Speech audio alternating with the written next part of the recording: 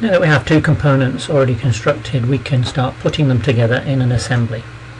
It's important that our working directory is set correctly. If you haven't set it, you need to set that now to the folder where you have stored the two components that you've created. We're going to start a new file, and this time we're going to choose, you have to make sure you change to the assembly for the type of file. And we're going to call it frame. So we're going to add some components together to make a frame type structure using default template, and we click OK.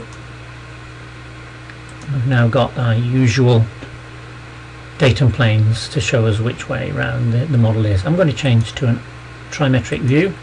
Looks more like a tabletop for the assembly datum plane, the top datum plane, and we're going to add our components to it. When you have an assembly type of file, you'll have two new buttons on your feature toolbar on the right.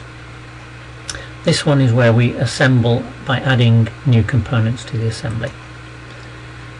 I'm going to choose the corner cube and open that, and it'll appear floating around on the end of my mouse cursor. I just click to locate it temporarily while we decide where it's going to go. The assembly dashboard is across the top of the screen here, and we're going to use one of these assembly constraints here.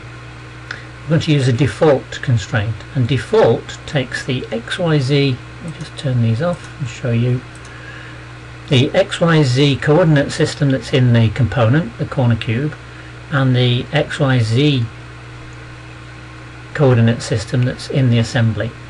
And by choosing default, it brings those into co-location all in one go. The fact that the model has changed to a yellow colour means that it is fully constrained, and that's reinforced here by telling you so in the dashboard. We don't need to do any more to locate this component, and just to reinforce that the first component in an assembly in 90% of the situations would be assembled by default location to fix it in the model space. The green check mark locates it in the assembly, and then we're ready to add a new component. So I'll zoom out a little bit, and we don't need the coordinate systems now, and bring in the next component. So again, add component to the assembly, this time choosing the strut, and it's floating around on my cursor. So if I place it somewhere fairly close to where it needs to be, this helps Creo Elements Pro in that it's now going to try and guess, depending on what I select, what type of constraint to apply. You saw that there are quite a few constraints in this list. There are also mechanical constraints that we're not dealing with here but will be used in future activities.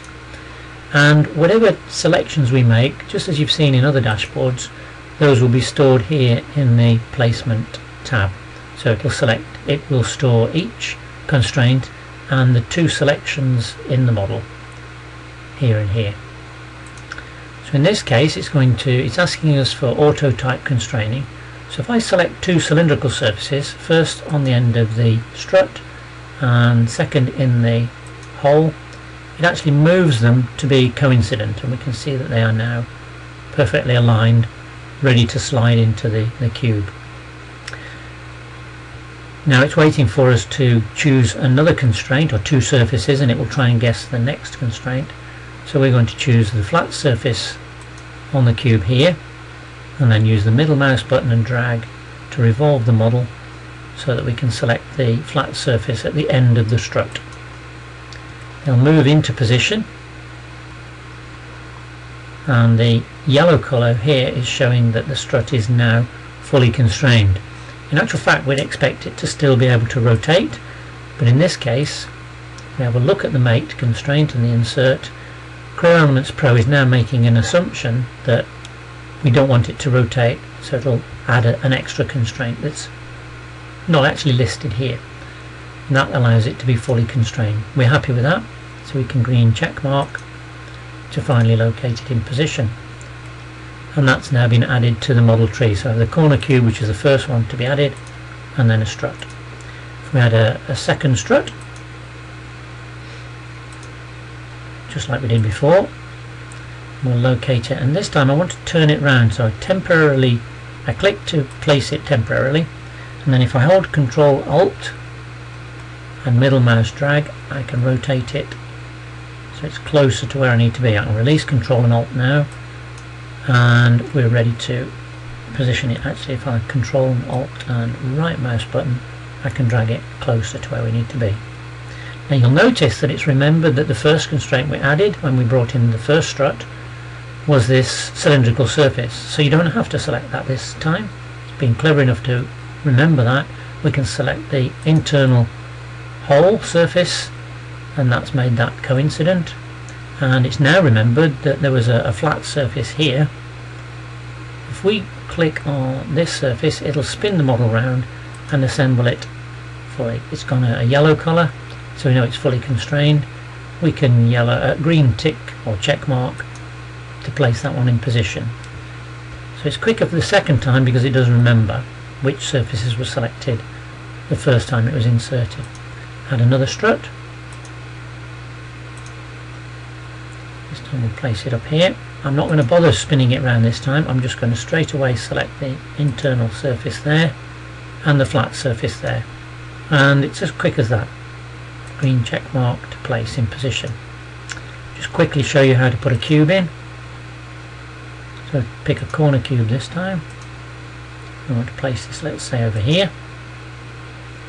It hasn't remembered which way around we did it, so we'll select cylindrical surface on here and on there, and then two flat surfaces, one there and one there. Now on this occasion it's offered as an offset because I didn't get the cube close to where it needs to be, so we need to change the offset. If we go into the pull down menu here next to the mate command, and we can choose position the component with coincident assembly references. It's gone a yellow colour, fully constrained, so we can green check mark to finally locate it in position. Remember to save your work regularly as you proceed, and then we can keep adding cubes and struts until our model is complete.